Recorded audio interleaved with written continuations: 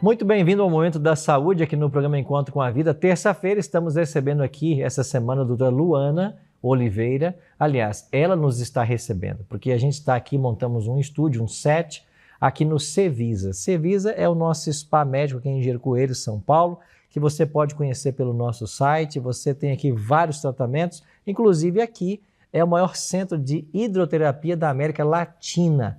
Bom, a propaganda foi feita, viu? Depois você me paga o cachê, viu, Luana? Depois a gente acerta.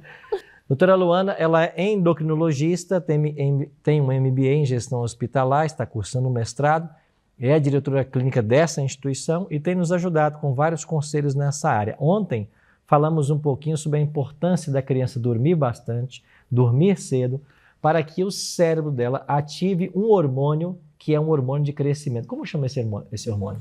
É o hormônio do crescimento esse mesmo. É Gonadotropina, a gente pode estar chamando, ela é um hormônio do crescimento. Hormônio GH. Como? GH. GH. Então, GH que é o hormônio do crescimento. Mas você disse ontem que além desse GH, tem outros hormônios que vão contribuir para o crescimento. Sim, a própria insulina é um hormônio que contribui para o crescimento. Você vê, a outra semana que eu estive aqui, nós comentamos o efeito nocivo do aumento da insulina, diabetes, mas a insulina em valores normais, ela ajuda, ela é necessária para o crescimento. Peraí, o diabético então, por isso que ele cresce menos. Mas se estiver bem equilibrado, ele vai crescer normalmente. Não, cresce normalmente, porque a insulina, ela ajuda a suprir, a crescer também, a levar o combustível para que os outros hormônios possam estar trabalhando também. Então a insulina, ela também age e ajuda no crescimento. Tem mais hormônios? Nós temos inúmeros outros hormônios que às vezes não estão diretamente associados. Mas, exemplo, a gente tem a leptina, nós temos a grelina, nós temos as interleucinas, todas que ajudam a um bom crescimento. A melatonina, que a gente comentou também, que é essencial, o próprio cortisol também. Então, nós temos vários hormônios envolvidos nisso daí. E é importante quando a gente fala de hormônio de crescimento, porque nós temos deficiências do hormônio de crescimento. Então, nós temos patologias mais sérias, no caso de pacientes que eles não têm o hormônio de crescimento, outros eles têm resistência ao hormônio de crescimento. Essa é a mais difícil de ser tratado. Então, pacientes que eles não crescem, porque eu posso dar o hormônio de crescimento, mas ele não tem receptor para esse hormônio. Então, os pacientes eles acabam não crescendo de hipótese de maneira alguma.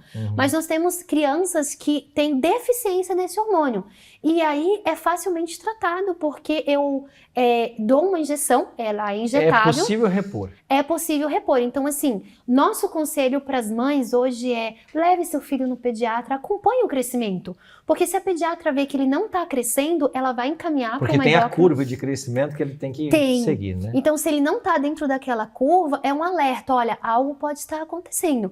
Então, ela encaminha para um endócrino pediatra, onde eles vão avaliar o porquê que ele não está crescendo. E às vezes é porque a pituitária ela não consegue produzir mesmo. Às vezes é um defeito mesmo genético, ou às vezes alguma patologia, e aí é facilmente de ser corrigido, mas eu tenho um limite de tempo para corrigir. Por isso que eu não posso esperar muito tempo, porque depois, quando a criança atinge uma determinada idade, eu tenho um fechamento das epífises. O que é a epífise? É a parte de cima do osso que cresce. Então, se eu tenho um fechamento dessa epífise, a criança, ela não, por mais que eu dê hormônio de crescimento, não cresce. Então, por isso é muito importante levar ao pediatra sempre, todos os meses, depois que ela está um pouquinho maior, todos os anos, porque se a pediatra vê alguma alteração nessa curva de crescimento, eu já consigo encaminhar para tratar precocemente essa deficiência do crescimento. Eu tenho uma pergunta para fazer para ela, mas ela não vai responder hoje, mas eu vou fazer porque vai ser o spoiler de amanhã. Já conversei com alguns profissionais de saúde e eles falaram sobre o estirão, que tem um momento que a criança dá um estirão. Alguns falam em retardar esse momento para que ele seja maior. Bom, queria que você pensasse e amanhã a gente volta com esse tema, tá bem?